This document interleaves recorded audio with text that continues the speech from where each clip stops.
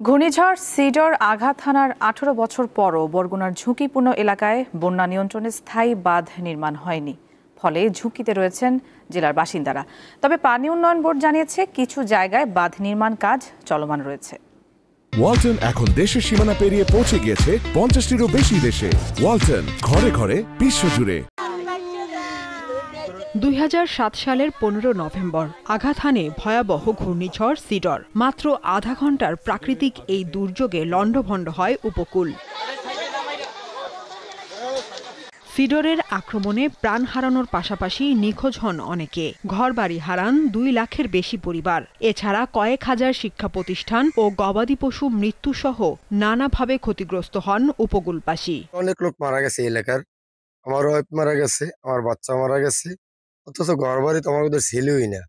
এখন যাই কিছু আছে একটু বেরিবেদ কোনো রকম একটু হয়েছে। স্বাভাবিক জোয়ারও 12 মাস ঘরে পানি থেকে পরিবেশ নষ্ট, বাঁচার মতো কোনো পথ নেই। এরপর কেটেছে 18 বছর। প্রায় প্রতি বছরই সিডরে ক্ষতিগ্রস্ত বাঁধের মেরামতে বড় অঙ্কের টাকা ব্যয় করছে পানি উন্নয়ন বোর্ড, যার সুফল পাচ্ছে না উপকূলবাসী। স্থায়ী বাঁধ নির্মাণ না হওয়ায় প্রতি বছর প্লাবিত হয় গ্রামের পর গ্রাম। স্বাভাবিক একটু নিম্নচাপ হলেই তলাইয়ে যায়, বেরিবেদ ভাঙে যায়।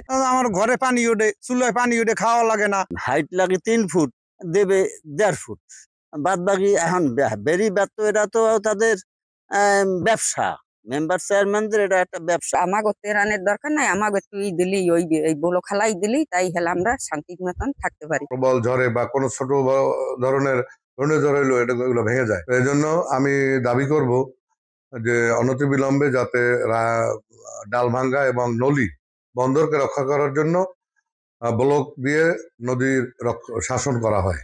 বাঁধ মেরামতে স্থায়ী সমাধানের জন্য প্রকল্প হাতে নেয়ার কথা জানান পানি উন্নয়ন বোর্ডের এই কর্মকর্তা। এখন পর্যন্ত আমরা অনুমোদন না পাওয়ায় আসলে স্থায়ী যে টেকসই বেড়িবাঁধ প্রতিরক্ষা কাজ যেটা বলি আমরা, সেটা এখনো বাস্তবায়ন করতে পারি নাই। 1965 সাল থেকে 2002 সাল পর্যন্ত বরগুনা জেলায় মোট 805 কিলোমিটার বেড়িবাঁধ নির্মাণ হয়।